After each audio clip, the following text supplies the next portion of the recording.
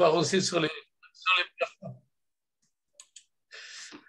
Allez, c'est parti, on est très contents. On se retrouve à quelques heures de Pessah avec le cours habituel du docteur Michael Gross. Et tu veux ce soir nous parler des haftarot de Pessah, qui est de départ, qui est d'arrivée. Bechavod Michael. Toda Yohan, Chag Sameach Lekulam. Et oui, il y a beaucoup de haftarot à la fête de Pessah. D'abord, il y a le premier jour de Pessah. En Chutz La'aretz, il y en a un deuxième premier jour de Pessah, ça fait déjà 2.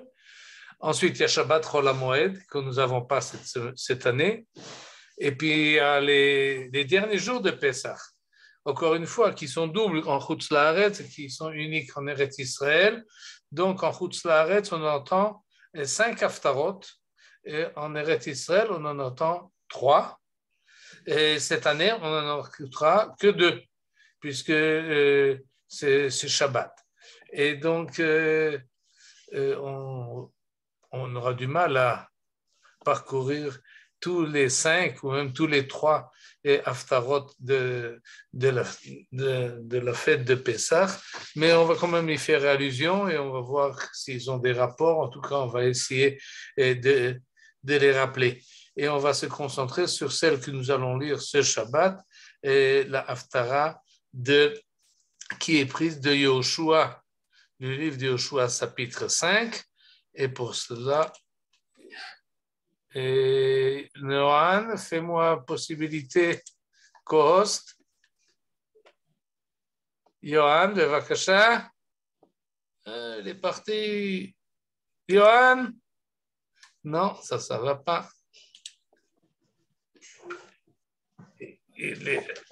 Alors, on va l'appeler. Sinon, Yohan.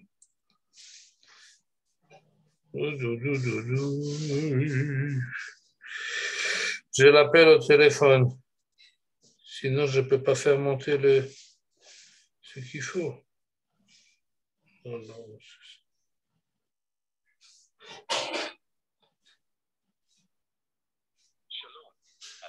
אינו זמין כעת, אנא נופו מאוחר יותר. שלום, הלקוח אינו זמין כעת, אנא נופו מאוחר יותר. אינו זמין. שלום. Qu'est-ce qu'on fait là maintenant alors? On prend le texte. On prend le texte. On prend le texte, oui, mais je voulais passer d'un texte à l'autre et même vous montrer d'autres choses en plus qui ne sont pas dans le texte. Et je vais quand même essayer d'envoyer un message. Yohan? Oui, je suis là, oui. Ah, très bien. Yofi. Ok, voilà, c'est bon. C'est bon. C'est bon, je peux faire Toda Rabba? Oui. Ok, alors ça ira, Toda. Où c'est qu'on en est là? Le projet Shoot, c'est pas ça. Pourquoi je ne le vois pas là? Ah, c'est sans doute là. Cher. Et on va voir, c'est pas ça, mais c'est cela. Voilà, maintenant on y est. Ça, on met en bas. Voilà. Chapitre 5, verset 2, on peut commencer. Et on commence par le... Il y en a qui ajoutent à la Haftara d'ailleurs, c'est parce que le chapitre est relativement court. On saute là le verset 1, on commence la Haftara au verset 2 et on arrive au verset 15, donc c'est 13 versets, c'est un peu court. Il y en a qui ajoutent 3 versets du chapitre précédent et il y en a qui ajoutent à la fin, presque tout le monde d'ailleurs, encore un verset du chapitre suivant pour faire... et ça ajoute. Mais en tous les cas, l'essentiel, c'est ce que nous avons ici dans le chapitre 5. Et dans ce chapitre-là, on nous parle de plusieurs épisodes qui, à première vue, ils n'ont pas de rapport, si ce n'est que le temps et le lieu dans lequel il se passe. La première épisode, c'est celle de la Brit Mila que Yoshua fait au Bnei Israël. Le deuxième épisode, c'est le Korban Pesach. Le troisième épisode, c'est un ange qui apparaît tout d'un coup aux yeux de Yoshua. Et entre tout cela, ces 3 épisodes-là essentiels, on a aussi un verset qui nous parle de la manne. Et on ne voit pas très bien comment ce chapitre-là est organisé et quel est le rapport. Et c'est ce qu'on va essayer de définir et de trouver un lien entre tout cela. Et je vous propose d'abord de voir comment est-ce que, de quand on parle et d'où on parle. Et parce que chaque épisode est limité dans un lieu et dans un temps. Le premier épisode, c'est celui de la Brit Mila que va faire Yoshua au peuple d'une manière générale. Tout de suite, on va le voir dans le détail. Mais il y a marqué Ba'et Haï, en ce temps-là. De quel temps s'agit-il? Il s'agit, nous sommes au chapitre 5 du livre de Josué, et depuis le chapitre 1 jusqu'au chapitre 5, on a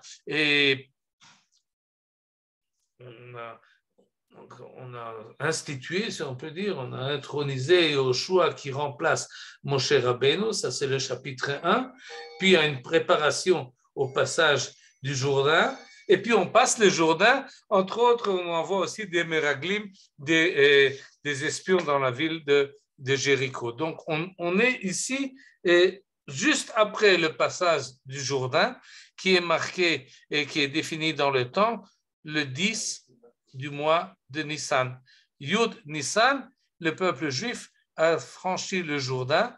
On ne va pas s'attarder là-dessus, vous pouvez voir dans le texte. Mais en tous les cas, Ba'et Haï, à ce moment-là, Amar Hashem el Yoshua, une fois passé de l'autre côté du Jourdain, Akadosh Baruch Hu s'adresse à Yoshua et lui dit, il y a une mitzvah à accomplir là maintenant, et va le faire et prépare-toi les couteaux tranchants et il faut faire la circoncision. Et tout ça, ça se passe où exactement? C'est marqué au verset 3. El vayamol et bnei Israël el givat ha'aralot, et il circoncis les Israélites près de la colline des Aralot. Aralot, c'est le prépuce, et comme ça a été appelé parce qu'on a enlevé la orla et on a fait Brit Mila, et donc cette colline s'appelle Givat ha'aralot. Mais si vous lisez quelques versets un peu plus vers la suite, et on va les voir tout à l'heure, et là il y a marqué que cette chose-là a été faite, et où ça exactement,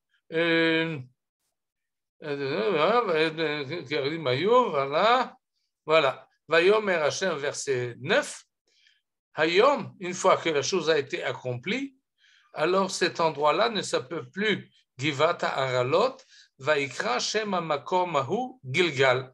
Cet endroit va être appelé Gilgal. Donc, on a passé le Jourdain, Ba'i Ba'et Haï, on est arrivé Givat ha'aralot, qui maintenant s'appelle Gilgal, et Vayachanu Bnei Israël ba Gilgal. Et maintenant, ça s'appelle Gilgal, et les Bnei Israël sont installés et ont campé à Gilgal, et là, ils font le Korban Pesach. Donc, on a un lieu qu'on va bientôt définir encore plus précisément, mais qui s'appelle Gilgal, et on a une date, Be'arba'a Asar Yom LaChodesh. Donc, également, une date définie, un lieu défini. Nous sommes le 14e jour du mois de Nissan. Nous sommes à l'occasion de la fête de Pessah. Vayasu et à Pessah, et ils font le Pessah à Gilgal. Mais ça s'appelle plus Gilgal. Une fois la vie et le soir arrivé, ça s'appelle Be'arvot Yericho, dans la plaine de Jéricho. Donc de Givat ha'aralot, on est passé à Gilgal, et de Gilgal, on est passé à Arvot Yericho, bien qu'on n'a pas bougé du tout, on est toujours au même endroit, mais la termination change, et on est à Arvot Yericho, Vayehi biyot Yoshua bericho, et on arrive à la troisième épisode, et là, on nous parle effectivement de Yericho, ça ne plus de Gilgal, mais il s'agit de Yericho lorsque Yoshua était à Yericho, et à ce moment-là, se passe cette vision, il élève ses yeux, et il voit tout d'un coup quelqu'un avec un homme debout en face de lui, et l'épée est nue à la main, et là aussi, on va le voir par la suite. Ce que je voulais préciser, c'est que on se trouve là dans une situation qui évolue, et donc on passe de Givat ha'aralot à Gilgal, et à Gilgal, on fait Pesach, et Pesach se fait à côté de Yericho, et à Yericho, arrive cet ange, ou je dis l'ange parce que c'est comme ça qu'il va se présenter par la suite, bien qu'au début c'est un homme, et sur cela finit le chapitre 5, et comme je vous l'ai dit, on ajoute encore un verset du chapitre 6, et le chapitre 6 commence, V'yiricho sogeret umesugeret mipnei bnei Israël en yotze ve'en ba. Or Jéricho avait fermé ses portes, restait close à cause des enfants d'Israël. Personne. Pourquoi à cause? Mipnei, de devant les enfants d'Israël, pas à cause des enfants d'Israël. Bien qu'évidemment, une fois que les habitants de Jéricho ont vu que en face d'eux arrive l'armée d'Israël, alors ils se sont enfermés, et c'est là-dessus que finit la Haftara du premier jour de Pessah. Et c'est de cela qu'il s'agit. On a très bien compris que ce chapitre-là a été choisi essentiellement à cause de l'épisode qui se trouve au milieu du chapitre, Korban Pessah, qu'ils ont amené en Eretz Israël. Mais il semble que toute l'ambiance, tout ce qui est dans ce contexte-là, va nous dire quand même quelque chose, et on va le voir petit à petit, étape par étape, épisode par épisode, et commençons par la Brit Mila. Ba'et ha'i amar Hashem el Yoshua, aseh lecha chavot tzurim, prépare-toi des couteaux tranchants et fais la Brit Mila. Et le texte nous explique pourquoi. Parce que le peuple qui est sorti d'Égypte, les mâles, n'étaient pas circoncis. Et pendant toute l'époque du désert, il n'y avait pas de circoncision parce que c'était dangereux, ils étaient en chemin et il y avait des risques d'infection. Et donc, quand on parle ici de la Brit Mila, on rappelle que la dernière fois que ça a été fait à la sortie d'Égypte. Toute cette population affranchie en sortant d'Égypte avait en fait la Brit Mila, alors que tous ceux qui sont nés en chemin ne l'ont pas fait. Or, ceux qui sont maintenant la génération à laquelle s'adresse Yoshua, c'est ceux qui sont nés dans le désert. Et pour la grande majorité, et à part Caleb ben Yefuneh et Yoshua lui-même, qui eux sont sortis d'Égypte, mais tous les autres, non. Donc, tout le peuple n'avait pas fait de Brit Mila. Et donc, déjà dans la Brit Mila, il y a un rappel de la sortie d'Égypte, et il y a un lien entre les deux, mais le lien est beaucoup plus évident lorsqu'on regarde la paracha, c'est-à-dire la paracha qu'on va lire, et qu'il s'agit du Korban Pessah fait en Égypte. On ne peut pas faire le Korban Pessah si on ne fait pas Brit Mila avant. Donc, ces deux notions-là de Pessah et Mila, on a déjà parlé, on en parlait la dernière fois. Bedamai Chayi, deux mitzvot ont été donnés au peuple juif à la sortie d'Égypte. Faire la Brit Mila et faire Korban Pessah, ce sont deux mitzvot assez, c'est-à-dire des obligations qu'il faut faire, ce n'est pas des interdictions, mais ce sont des obligations très centrales. Et puisque la Torah nous dit seulement à propos de ces deux-là, que celui qui ne fait pas Brit Mila et qui ne fait pas Korban Pessah, il est passible de Onesh Karet, il est retranché du peuple. En fait, cette punition-là, elle est très symbolique, et elle veut nous dire qu'en fait, celui qui ne fait pas ces deux mitzvot, il déclare qu'il n'appartient pas à l'identité juive, il ne se considère pas comme juif personnellement, et il n'appartient pas à l'histoire et au peuple juif puisqu'il ne fête pas la fête de Pessah. Et donc, il est retranché automatiquement du peuple, et c'est sans doute ce que cet homme-là recherche. Et donc, on a un lien très fort entre Yetziat Mitzrayim, Korban Pessah et Brit Mila. Et donc, lorsqu'on arrive avec Yoshua, on est le 10, on est le 11, Nissan, et dans quelques jours, on doit faire Korban Pessah. La première chose à faire d'abord, c'est Brit Mila. Sans Brit Mila, on ne peut pas faire Korban Pessah. Maintenant, la Brit Mila qui est mentionnée dans le livre de Yoshua, évidemment, ramène en arrière à la sortie d'Égypte, mais ramène encore beaucoup plus en arrière à celui qui a reçu l'ordre de faire la Brit Mila, c'est Avraham Avinu. Et Avraham Avinu, lorsqu'il fait la Brit Mila, qu'est-ce qu'Akadosh Baruch Hu lui dit? Fais la Brit Mila et je te donnerai la terre d'Israël. Et donc, lorsque le peuple juif rentre en Eretz Israël, il doit être conscient que c'est pas, il ne cherche pas maintenant un endroit où s'installer, habiter et se créer un peuple. Il doit être conscient qu'il vient ici en descendant d'Abraham, Yitzhak et Yaakov, et il doit faire ce qu'on appelle Brit, c'est-à-dire une alliance avec Akadosh Baruch Hu. C'est ça le sens de son entrée en Eretz Israël. Et donc, à peine il met le pied de l'autre côté du Jourdain, tant qu'il est en Chutz Laaretz, on n'a pas fait Brit Mila. Mais une fois qu'il est en Eretz Israël, il doit y avoir Brit Mila. Et c'est aussi un contexte actuel, puisque les musulmans qui nous entourent et qui sont prétendants également de la terre d'Israël, et la différence qu'ils ont entre les autres nations, c'est qu'eux, ils font effectivement la Brit Mila. Ce n'est pas exactement la même que nous faisons, mais finalement, ils sont également les descendants d'Abraham. Nous sommes descendants d'Abraham, Yitzhak et Yaakov. Ce qui montre bien un rapport presque intrinsèque entre le fait que nous faisons Brit Mila et que nous rentrons en Eretz Israël. Et avec cela, c'est une alliance avec Akadosh Baruch Hu et en plus, Korban Pesach.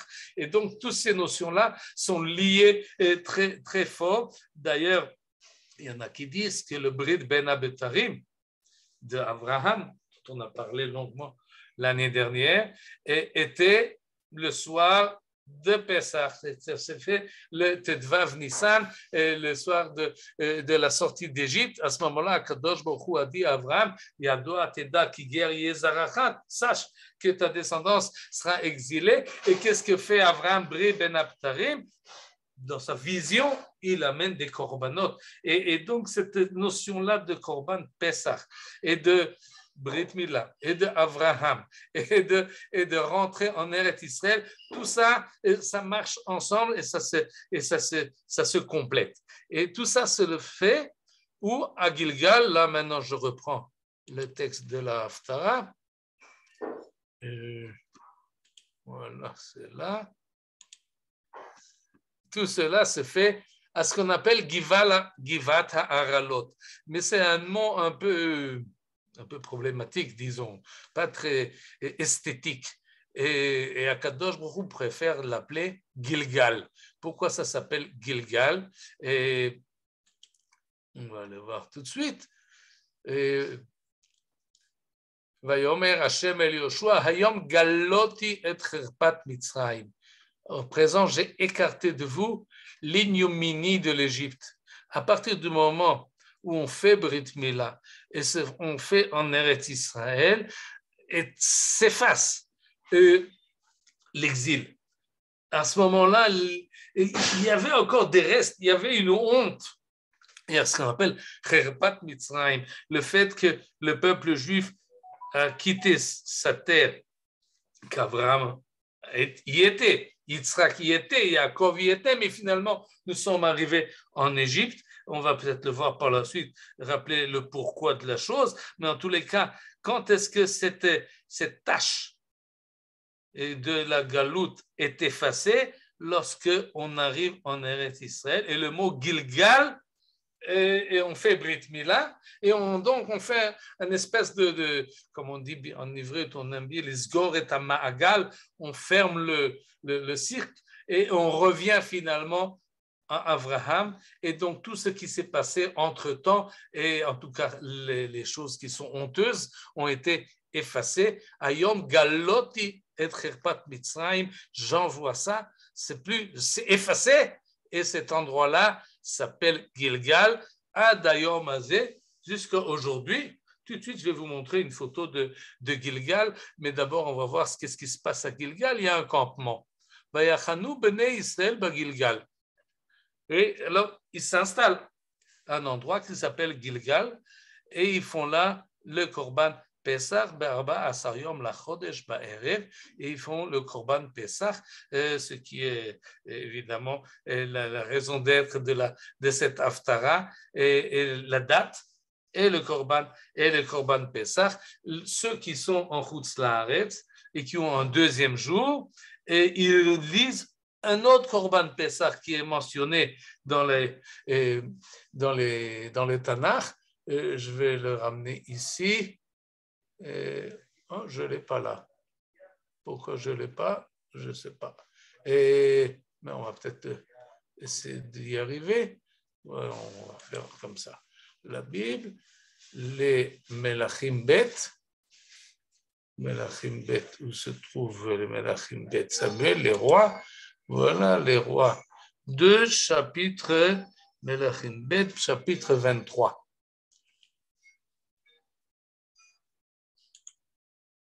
Chapitre 23, et on arrive au verset 23, on ne va pas lire toute la Haftara, on la lit en Chutz La'aretz, et on nous dit la chose suivante, au chapitre 20, verset 21. Vayetzav Hamelech, il s'agit du roi Yoshiahu, oui, qui est marqué ici, Josias en français, et lui, il ordonne au peuple. Asu Pesach l'Hashem Elohechem, Kakatuv al Sefer Abrit Hazeh. Il a trouvé un Sefer Torah, il a ouvert le Sefer Torah, et dans ce Sefer Torah-là, il y avait marqué qu'il faut faire Pesach. Alors ils vont faire Pesach. Kilo na'asa ka Pesach hazeh mimei hashoftim. De fait, on n'avait point encore célébré une telle Pâque depuis l'époque des juges. C'est extraordinaire. On a un Pessah impressionnant à Gilgal à l'époque de Yoshua. Ensuite, on n'en parle plus. À l'époque des juges, on ne sait pas. À l'époque des rois d'Israël et de Yehuda, on ne sait pas. Mais à la 18e année du règne de Josias, c'est quelque chose d'assez étonnant.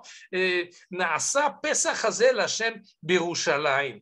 Il semble, en tout cas comme ça, et on essaie de justifier la chose, c'est pas qu'ils n'ont pas fait Pessah, mais un tel rassemblement national qui s'est fait et un renouveau de l'alliance du Brit avec Akadosh Baruch Hu qui s'est fait à l'époque de Yoshiahu, une telle chose n'avait pas été faite depuis lors, depuis la sortie d'Égypte presque, depuis Yoshua, Mimei Hashoftim, jusqu'à l'époque de Yoshiahu. Et Yoshiahu fait en fait une révolution religieuse dans tout le pays. Et la chose essentielle qu'il fait, c'est en fait, c'est effectivement le Korban Pesach, et c'est pour cela que cette Haftara a été retenue, pas en premier lieu, mais en deuxième lieu pour la fête, pour le deuxième jour de... ah oui, évidemment, on n'est plus là. Il faut que je retrouve maintenant Yoshua. Josué, chapitre 5. C'est quand même formidable qu'on peut comme ça feuilleter et vous le montrer. Voilà, on y est de nouveau. Et donc, il y a un rapport vraiment important entre le Korban Pesach qu'on fait ici et le 14e jour et l'entrée en Eretz Israël, c'est-à-dire, c'est sans doute pas par hasard que on rentre en Eretz Israël à la même date qu'on est sorti d'Égypte. Et donc, c'est le soir du Seder, on ne parle pas de l'entrée en Eretz Israël. On ne parle pas de Veheveti etrem el haaretz. On ne boit pas d'habitude. Il y en a qui disent qu'il faut maintenant boire la 5e coupe, mais d'habitude, on s'arrête à la 4e. Et lorsqu'on parle de la sortie d'Égypte, Arami, Oved, Avi, Vayered, Mitzrayim, Vayagor, Sham, Bimte, Meat, etc., on ne nous dit pas qu'Akadosh finalement nous a amenés en Eretz Israël, comme celui qui amène les Bikurim, et qui est l'original de ce texte-là, précise, on m'a amené en Eretz Israël, mais on s'arrête juste avant. On ne parle pas de Eretz Israël dans la sortie, le soir de Pessah. On célèbre la libération. Mais vient la Haftara et nous remet les choses en place et nous dit attention, le 14e jour ou le 15e jour du mois de Nissan, nous ne fêtons pas seulement la sortie d'Égypte, nous fêtons également le fait que nous sommes rentrés en Eretz Israël parce que Yoshua est rentré justement à cette date-là. Comme ça nous disons après les 4 Leshonot de Géoula que nous avons parlé la dernière fois, Asher Nassati et a dit, je vous amènerai à la terre que j'ai juré à Abraham, Yitzhak et Yaakov. Donc, ceux qui s'installent là maintenant à Gilgal et qui font Pessah, ils se disent, nous sommes ici à cause de la sortie d'Égypte et à cause d'Abraham, Yitzhak et Yaakov. Et donc, on se relie finalement à toute l'histoire qui a devancé et on va le voir qui va également suivre. Et je m'arrête là à propos du Korban Pessah et je vais m'attarder un petit instant sur cet endroit-là qui s'appelle Gilgal. Où est-ce qu'il faut le chercher, cet endroit-là? Eh bien, il faut le chercher à côté du Jourdain. Est-ce qu'il y a un endroit qui s'appelle Gilgal à côté du Jourdain? Eh bien, il y a un monsieur qui s'appelle Adam Zartal, un archéologue, qui a vérifié, a fait un séquer sur tout l'ensemble du pays, essentiellement Bikat Yarden et Eretz Binyamin et Ephraim. Et vu d'en haut, il a remarqué qu'à plusieurs endroits, il y a cette forme-là. Et vous voyez cette forme? Je ne sais pas ce que ça vous rappelle, mais lui, ça lui a rappelé une sandale, un pied. On voit le pied. Régel. Pourquoi? Il y en a plusieurs des comme ça. Il y en a 5 ou 6 des comme ça. Et vous voyez la liste. Galgal, Yericho, on va voir la liste. Voilà. Galgal Massoua qui se trouve. Gilgal Massoua qui se trouve dans la vallée du Jourdain. Gilgal Gaman, c'est celui dont on parle ici dans cette page-là de Wikipédia. Gilgal Yafit, qui se trouve dans le même endroit. Nachal Tirza, tout cela se trouve au même endroit. Mitram Amisbeach Hareval, c'est autre chose. Et Gilgal Binyamin. Donc, il a trouvé 5 endroits où on retrouve cette forme-là. Et ça lui avait semblé que c'est un pied. Et pourquoi c'est un pied?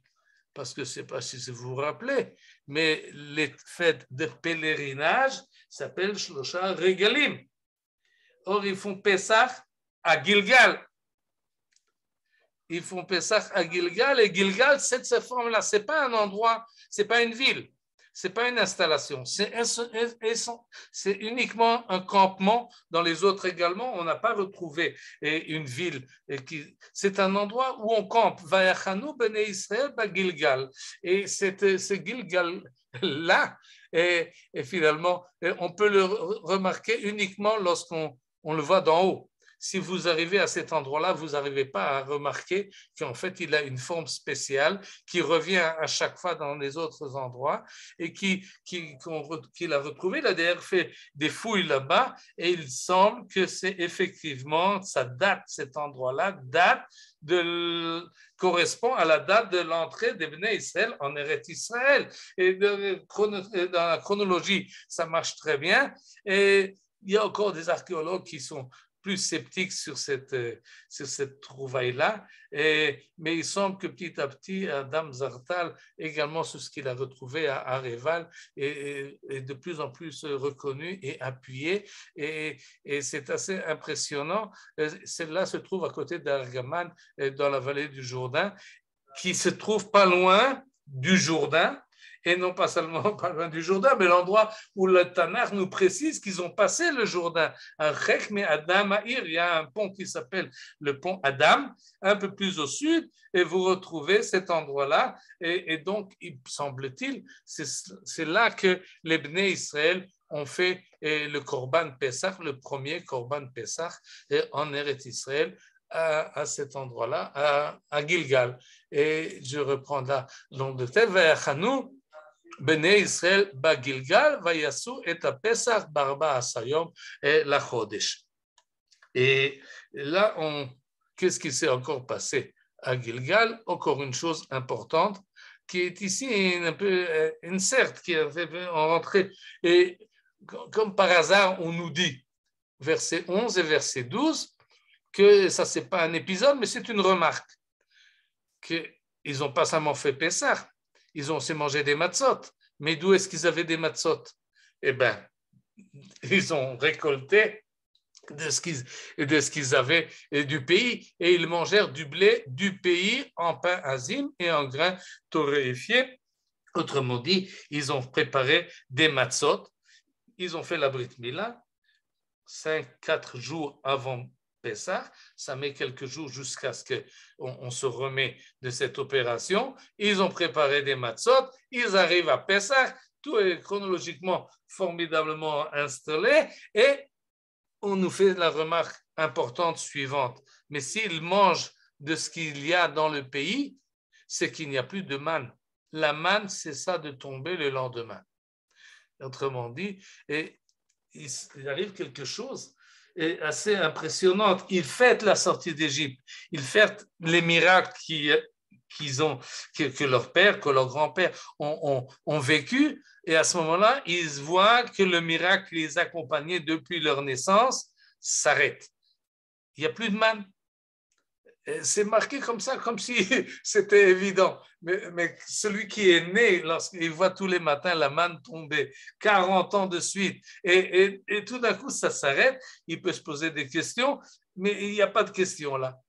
Et ça s'est arrêté. Velo haya od livnei Israël man, il n'y avait plus de manne pour les enfants d'Israël. Dès cette année, ils ont commencé à se nourrir des produits du pays de Canaan. C'est donc que cette rentrée en Eretz Israël, elle est impressionnante. Elle vient nous dire qu'on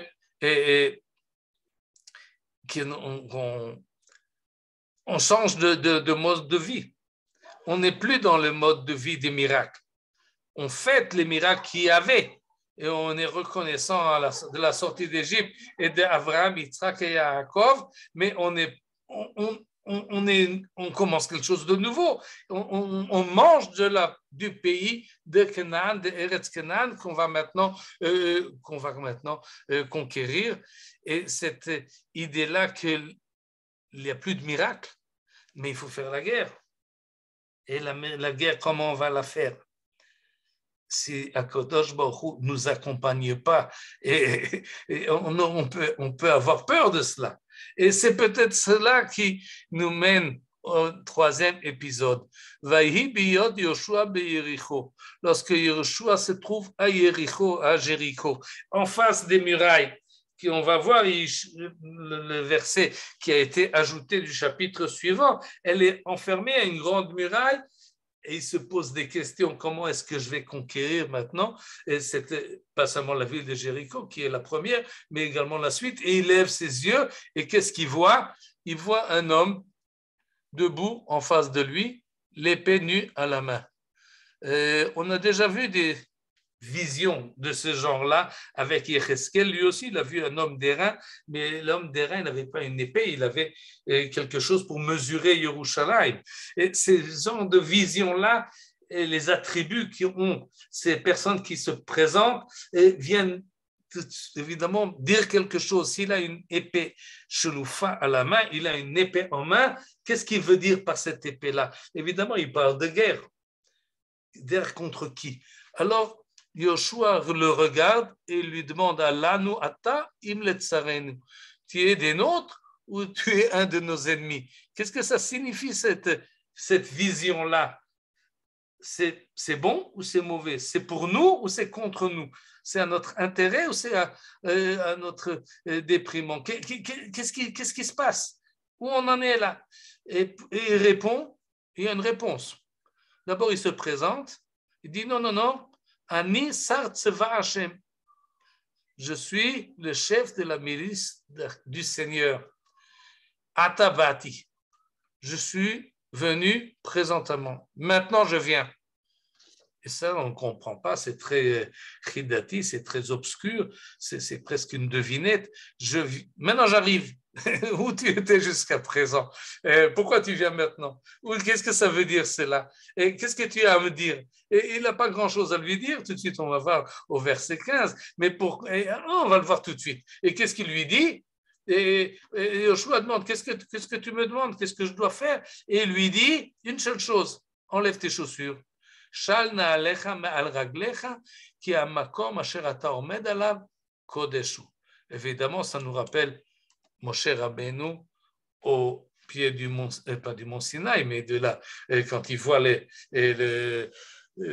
l'arbuste qui est en train de brûler et qui ne se consume pas, et on lui dit aussi Shal na'alcha me'al raglecha, enlève, ôte ta chaussure de tes pieds.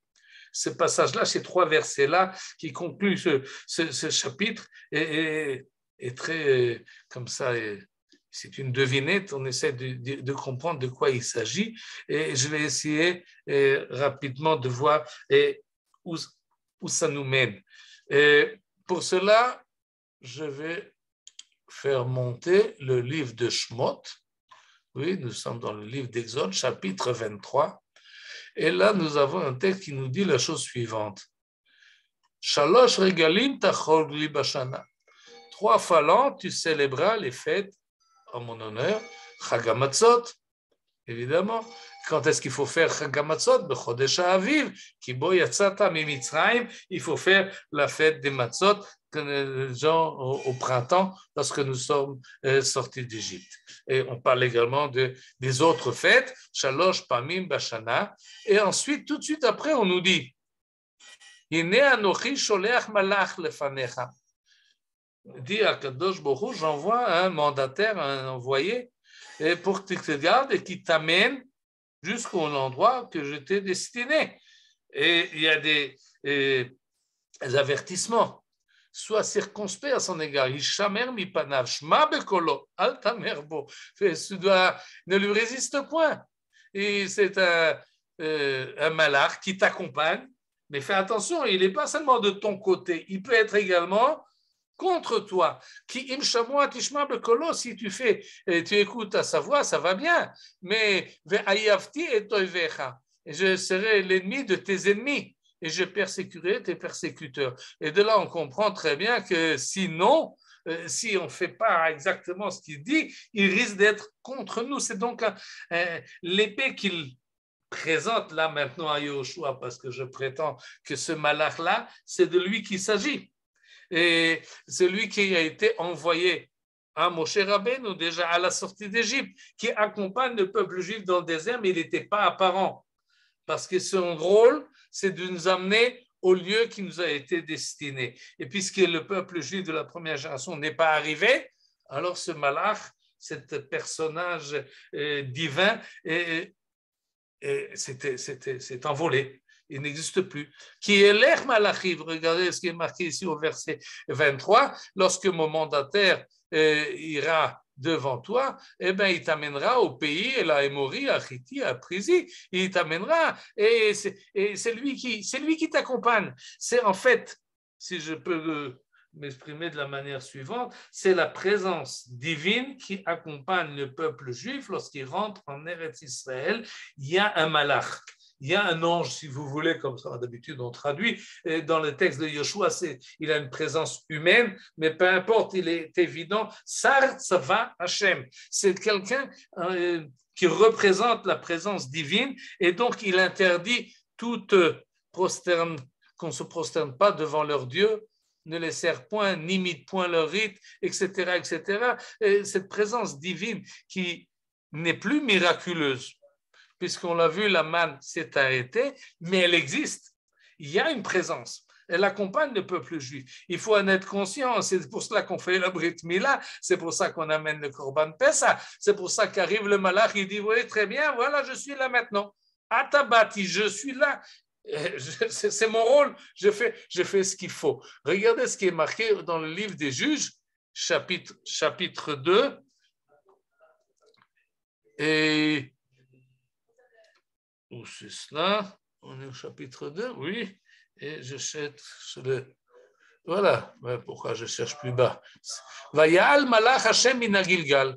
Nous sommes dans le livre des juges au chapitre 2. Le chapitre 1 nous dit qu'ils ont commencé à s'organiser. On a toute une liste de ceux que Yoshua n'a pas réussi à conquérir. Et en fait, le peuple était, après le décès de Yoshua, a eu du mal à savoir comment on s'organise.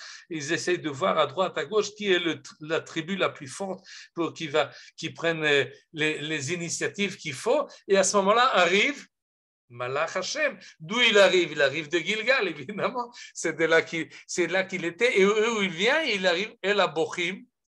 Et les commentateurs nous disent que c'est un nom d'endroit, mais cet endroit-là ne s'appelle pas d'une manière très par hasard Bochim. Bochim, c'est les pleureurs, ceux qui sont un peu, inquiets et même peureux. Ils ne savent pas comment s'organiser et ils ne savent pas où ils vont, où ils vont et qui c'est qui va les diriger, parce que ceux qui doivent les diriger ne fonctionnent plus. Alors arrive le malach et dit hey, je vous ai montré, je vous ai amené des Mitzrayim, je vous ai amené à la terre, et je vous ai dit lo afer beriti itrem meolam. Et là, pourquoi vous continuez pas, pourquoi vous faites pas ce qu'il faut? Et il fait là son rôle, et cet endroit-là finalement a été appelé Bochim vaizbechu sham lashem. Et donc quand on revient maintenant au livre de Yoshua et qu'on voit cet personnage, on comprend mieux de quoi il s'agit. C'est une présence divine qui ramène au livre de Shemot et qui renvoie plus tard au livre de Shoftim, cette présence divine qui accompagne le peuple juif et si le peuple juif fait ce qu'il faut ou s'il ne fait pas ce qu'il faut, il y a cette présence-là qui peut être menaçante, mais qui peut être également réconfortante et encourageante. Et donc, il ne répond pas à la question « Est-ce que tu es des nôtres ou tu es contre nous ?» Je suis là. C'est ce qu'il répond. « Atabati » je suis là. Et Yoshua se prosterne à terre et dit « Qu'est-ce que tu me demandes? Qu'est-ce que je dois faire ?» Alors le Sartzva Hashem, le chef de la milice divine, lui dit « Tu n'as qu'une chose à faire, enlève tes chaussures. Ôte ta chaussure de tes pieds, car l'endroit dans lequel tu te tiens est saint. » Et là, en fait, c'est le grand message que ce chapitre-là vient nous dire. Quand tu rentres en Eretz Israël, tu dois savoir que c'est un endroit saint. Admat Kodesh. C'est comme si tu es au pied, en face de buissons ardents.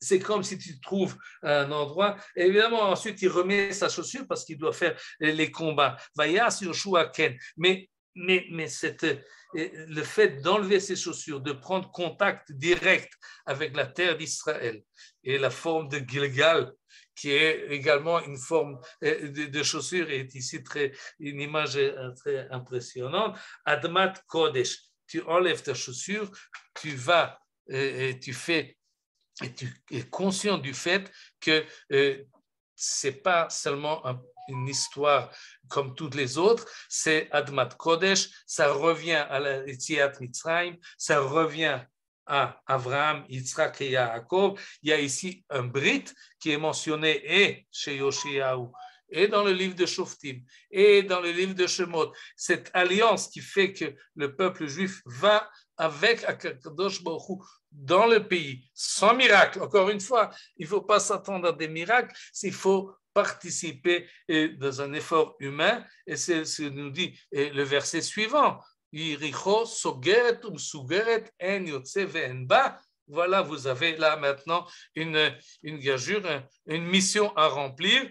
Il y a un accompagnement divin qui est représenté par ce Sartzava et qu'il faut absolument, en tout cas d'après ce chapitre 5 du livre de Yoshua, qui est la Haftara de ce que nous lisons après Shabbat à Pessah, et qui complète en fait la sortie d'Égypte. Et pour illustrer cela, je vous renvoie à l'actualité d'aujourd'hui, ce matin. Et voilà ce que je vais vous montrer, un film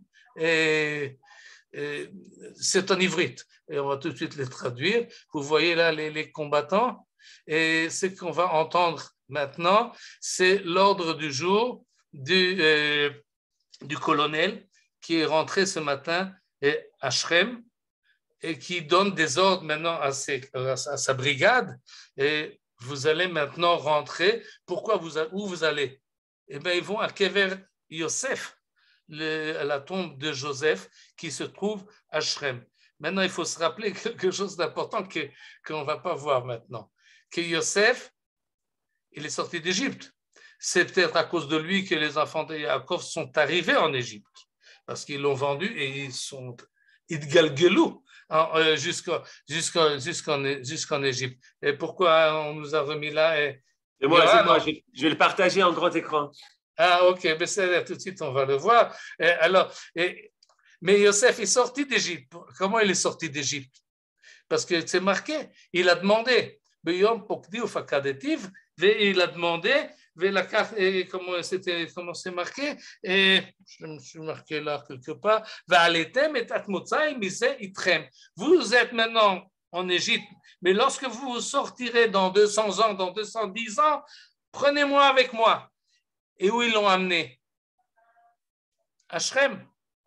Et qu'est-ce qui s'est passé au début de la semaine? Les habitants actuels de Shrem sont rentrés dans son tombeau et ont dévasté, et ont fait ils ont cassé le tombeau, ils ont cassé la maison, ils ont tout le bâtiment, et le Tzahal est rentré ce matin à nouveau. Et maintenant on va voir Yohan Bevakasha. Ça c'est les photos, d'accord? Ça c'est le saccage, oui. Voilà, non, ça je ne sais pas ce que c'est. Une seconde, hop. Où c'est que tu nous amènes là?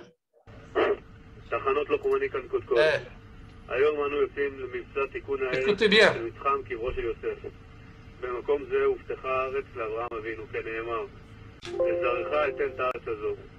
ואנו פועלים היום ביד רמה, כאבותינו של יציאתם ממצרים בפסח, שנחגג עוד 3 ימים, אומר הכתוב, בעצם היום הזה, לא כגנבים בלילה, אלא כבני מלכים. וכך אנו זוכים להשיב את כבוד הארץ ועם ישראל. תחנות לוחמני, תחילת תנועה לעיר שכם, סוף. Je vais essayer de traduire en ivrite si vous n'avez pas compris. Il s'agit d'un colonel qui s'appelle Roy Tzvai et qui lui est le chef de la brigade qui rentre aujourd'hui à Shrem et qui dit à ses soldats, il y a le traducteur, formidable, Yohan, quand la cavode, voilà, il suffit de le lire, on va le lire. Ça, en bas, c'est les commentaires, mais c'est vraiment impressionnant. À tous nos combattants, message important. Aujourd'hui, nous lançons l'opération de réparation du pillage du tombeau de Yosef Hatzadik. À cet endroit précis, la terre d'Israël a été promise à Abraham Avinu, comme il est dit, je donnerai cette terre à tes enfants, les Aracha, Natati et Ta'aretz. Et aujourd'hui, nous allons agir avec une main forte, Beyad Rama, comme c'est marqué à propos de la sortie d'Égypte, comme nos ancêtres, comme nos pères lorsqu'ils sont sortis d'Égypte.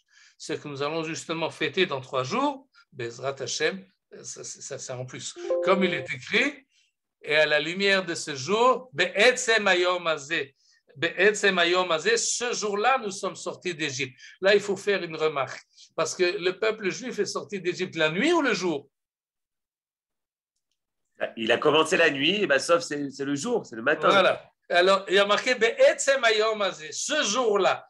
C'est la date, elle est précise, c'est celle qu'ils ont passé le Jourdain, c'est celle de la sortie d'Égypte, c'est peut-être celle également de Brit Ben Abtarim, c'est celle que nous allons fêter. Mais ça commence la nuit, ils sortent le Korban Pesach était au milieu de la nuit, à partir de Makat Bechorot, mais finalement, ils sont sortis en plein jour. Et donc, il est dit, nous rentrons maintenant dans Shechem en plein jour, pas comme des voleurs, mais comme les enfants du roi. Et ainsi, nous avons la chance de pouvoir ramener l'honneur de notre terre et de notre peuple. Et finalement, il leur dit, Là, il y a une traduction qui n'est pas tellement fidèle. Il dit route sauf, c'est-à-dire comme ça finit tout Mefakel qui donne cette mission. Et il ne donne pas de réaction. Il dit allez-y, Kadima. Et donc, on a là un Mefakel de Tzahal d'aujourd'hui qui a bien compris le message du chapitre 5 du livre de Yoshua, que celui qui fait le combat maintenant, aujourd'hui en Eretz Israël, il ne le fait pas en son propre nom, mais il le fait au nom d'Abraham, Yitzhak, Yaakov, Moshe, Yosef, et tout ce qui provient de là jusqu'ici. Chag Sameach à tous. Merci beaucoup, Chag Sameach. Avant de vous donner la parole, je continue un petit peu. Alors ça, c'est les photos de maintenant, c'est-à-dire une fois que ça a été rétabli, rénové, après que c'était essuyé, voilà. Et ça, c'est donc les photos qu'on a pu voir en fin de matinée, début d'après-midi au Kever Yosef. Tu y étais, Yohan? Quoi? Tu y étais? Non, c'est notre ami Alex Gutmann qui m'a envoyé les photos. Donc, je partage avec vous. Vous pouvez ouvrir les micros, poser des questions et vos réactions avec plaisir. Moi, c'est Hana Bibas, je voudrais dire au professeur Gross que les Gilgalim dont il parle, je les ai vus personnellement dans la vallée du Jourdain à l'occasion de plusieurs voyages. Et j'ai rencontré également le professeur Adam Zertal. Et ce qui est très intéressant, c'est que peu de gens en parlent. Et c'est dommage parce qu'il a écrit beaucoup de livres. Et ce livre parle également de la découverte qui est liée à la découverte des Gilgalim, c'est-à-dire le mont Eval. C'est lui l'auteur, le découvreur du mont Eval. Voilà. Et donc, c'était des moments très forts et très intéressants. Et à la suite de ça, il a écrit plusieurs livres, mais notamment un qui s'appelle « La naissance d'une nation ». Mais malheureusement, ou l'autel du Mont Eval et l'émergence d'Israël. Malheureusement, il n'est plus disponible. Personnellement, j'en ai un, mais il n'y en a plus d'autres, quoi. Il était en hébreu et il a été par chance traduit en français par une équipe de personnes. Et ce livre est sorti juste lorsque sa femme nous annonçait qu'il venait de décéder. C'était un très, très grand blessé de la guerre de Kippour. Voilà. Merci de ces précisions. Daraba. Voilà. C'était magnifique. Anna, comment on peut avoir le livre? En français, il n'y en a plus, mais en hébreu, il existe? Alors, en hébreu, oui. Je peux me renseigner près de quelqu'un qui... Je vous le dirai. Je te le dirai, Johan. Si jamais en hébreu, il existe encore. Oui. Mais il n'y en avait pas parce que c'était pas une trop grande série, quoi. C'était à compte d'auteur. Voilà, moi je me renseignerai. Merci. Annette. Je voudrais dire quelque chose qui m'a impressionnée. Je ne sais pas après, mais Eretz Israël, Michael se sert de Eretz Israël. Le mot Eretz Israël, Israël n'est pas mentionné, et même après ça, c'est Eretz que je vous montrerai, et c'est toujours Canaan.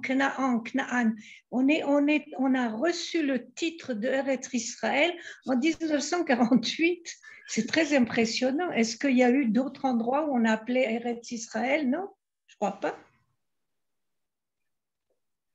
Je ne sais pas. On peut dans le Tanakh, on voit. Eretz Israël, non? Canaan.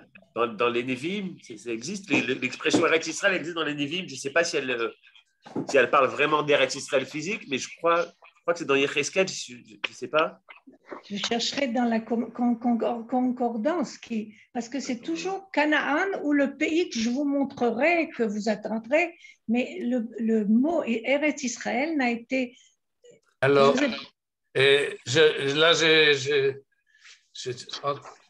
je vois là en face de moi le livre de Shmuel Aleph, chapitre 13, verset 19. Là, vous avez Eretz Israël. Vecharash lo yimatzeh bechol Eretz Israël. Dans le livre de Yecheskel, 2 fois, et dans Divrei Hayamim, encore une fois. Voilà, Toda. Merci. Donc, Merci. c'est pas que. Oui, c'est ce qu'on appelle. Il faut que je revienne. Voilà. Et c'est formidable. On appuie sur 2 trucs. On a une concordance automatique. Donc, et j'ai seulement fait Eretz Israël. Il y a peut-être marqué le Eretz Israël, B Eretz Israël. Alors, on a peut-être un peu plus. Mais effectivement, il y a 4 fois. Donc, c'est un terme tanachique. Juste Voilà. un petit, aussi, remarque géographique. Vous avez parlé de Gilgal Argaman. Oui. Et au nord de Jéricho, bien au nord, il y a un Yishuv qui s'appelle Argaman. Et quand je suis allé, on sort de la route pour le voir, et le mot Argaman n'est pas celui du pourpre, mais c'est les acronymes de 2 combattants qui sont morts là-bas en combattant les Arabes, Arik Regev et Gad Manela. Et ça fait Argaman. Voilà, donc c'était pour rappeler un élément d'histoire. C'est un nom qui a été donné par Gandhi, Rechavam Ze'evi. Zichrono Livracha, Mikom Damo, puisqu'il a été assassiné. Et c'est lui qui a donné d'ailleurs beaucoup de noms dans les Shuvim de Bikat HaYarden. C'est lui qui a donné. On lui a donné en contrepartie le nom de la route, le Kvish Tishim, porte le nom de Rechavam Ze'evi. En tout cas, c'est un endroit qui mérite d'être visité, bien que sur place, vous ne verrez pas très bon ce qu'Adam Zartal a vu d'en haut. C'est assez difficile à voir, mais son explication est importante et même impressionnante. Et de Hareval, on devra en reparler. OK. Donc, on peut quand même les voir, les traces de pieds en marchant, puisque nous, on était allés au cours d'une promenade, je dirais. Et donc, on peut quand même bien les voir et voir ce dessin. Oui, on les voit bien, oui. Même en marchant. Oui. Celui d'Argaman, on le voit le mieux d'ailleurs. C'est celui-là qu'on voit le mieux, exactement. Oui. Les autres, exactement. On voit encore. Il y en a qui sont un peu plus. Oui. Et c'est tout à fait en relation avec les pèlerinages à pied, puisque ce sont les régalim. Et oui, ça c'est l'explication d'Adam Zartal. Mais même sans ce jeu de mots, ça marche. C'est-à-dire, oui. Gilgal, ça vient peut-être du mot gal, galim, c'est un ensemble de pierres. Mais le fait qu'ils ont formé une forme qu'on voit d'en haut, c'est quand même quelque chose. Je ne sais pas si c'est vraiment une sandale ou un pied. Il y a des endroits. Oui, il y a vraiment des formes de pieds, c'est clair, c'est vraiment très net. Et quand on les photographie d'en haut, et il y a aussi certaines formes qui sont simplement assimilées à des sandales, sans la forme du pied humain. Voilà. Mais avant, on parlait de la fête des pieds sacrés. Du temps des pèlerinages par Hegel, on parlait de la fête des pieds sacrés. Et on disait, dans la vallée du Jourdain, on disait aller à pied ou aller au pied. On allait au pied et on montait vers le pied. Ce sont des expressions qui se disaient, on monte vers le pied. Ouais. Et la plupart de ces contours ont plus ou moins une forme de pied droit. Ah. Ça, c'est intéressant aussi, oui. Bon. Merci, Hana, pour toutes ces précisions. Continuons d'un bon pied. Exactement. Chag Sameach. Chag Sameach, merci beaucoup. La semaine prochaine, Chol HaMoed Pesach, on n'aura pas cours, mais on se reverra la semaine d'après, Bezrat Hashem.